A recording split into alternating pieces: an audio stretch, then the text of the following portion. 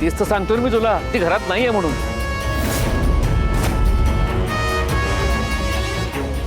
एक मिनिट आबा, काळजी करू नका, मी परत एकदा बघतो. आई आई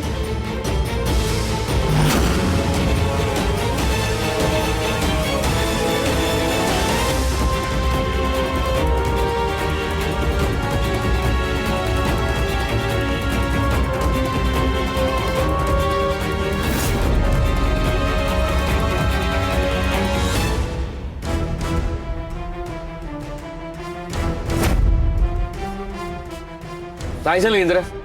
ती नाही आहे ना घरात? आई नाहीये घरात. मी तेच तर म्हणतो ना. अरे देवा, मग कुठे गेल्या मालती आई? हो, त्या कोणालाच न सांगता कधीच घराच्या बाहेर पडत नाहीत. आणि बघितलं का किती वाजलेत? रात्रीचे 11:30 झालेत. ह्या वेळेला ते एकट्या बाहेर पडणं शक्यच नाहीये. कुठे गेले असतील मालती आई? कोणी काय बोललंय का मालती आईंना? नेमकं झालंय काय की त्या घरातून बाहेर गेल्यात? रत्नावहिनी, मला ती तुम्हाला काही सांगून गेली होती का? नाही हो, तसं तर ती सांगितल्याशिवाय अशी बाहेर कुठे जात नाही. आबा सॉरी, पण तुमचा आणि मालती आईंचा काही वाद झाला होता का? त्यामुळे ते घर सोडून गेल्यात का? नाही, ती रागावूनच गेली असता, त्याशिवाय त्याचं पाऊल नाही उचलणार. इंद्रा, ती तुझ्या रूम मध्ये आली होती, तू तिला काही बोललास का? मोहनच्या बाबतीत जे काही झालंय ते तुला माहित होतं का? संक्रांतीच्या दिवशी काय सांगितलं तू राणीला? सगळं संपलं इंद्रा, सगळंच संपलं. माझा मुलगाच माझ्यावर आरोप करतो म्हटल्यावर मी जगू तरी कोणासाठी रे?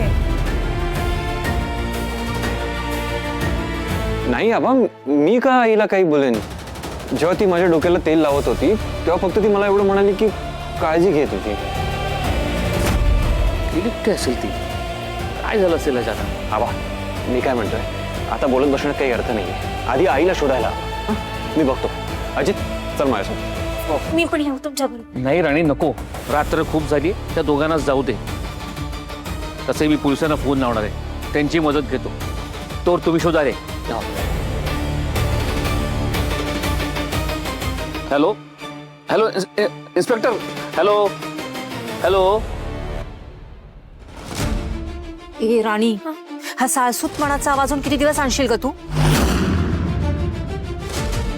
हे सगळं काही तू केलंयस. तुझ्यामुळे मालती आई घर सोडून गेल्यात हे चांगलंच माहितीये मला.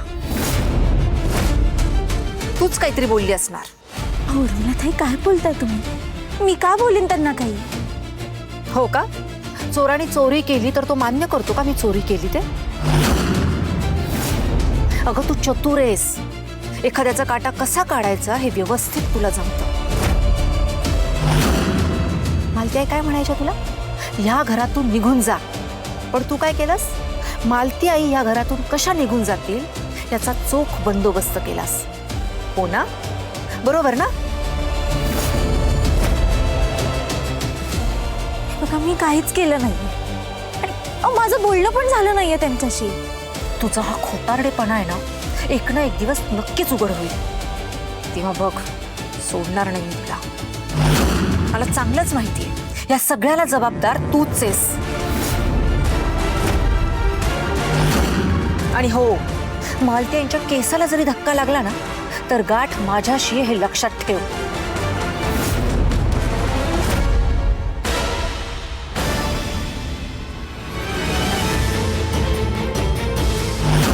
मालती मॅडम आणि इंद्रजित सरांचं बोलणं उर्मिला त्यांनी ऐकलं की काय? त्या एवढ्या कॉन्फिडन्सनी कशा काय बोलतात?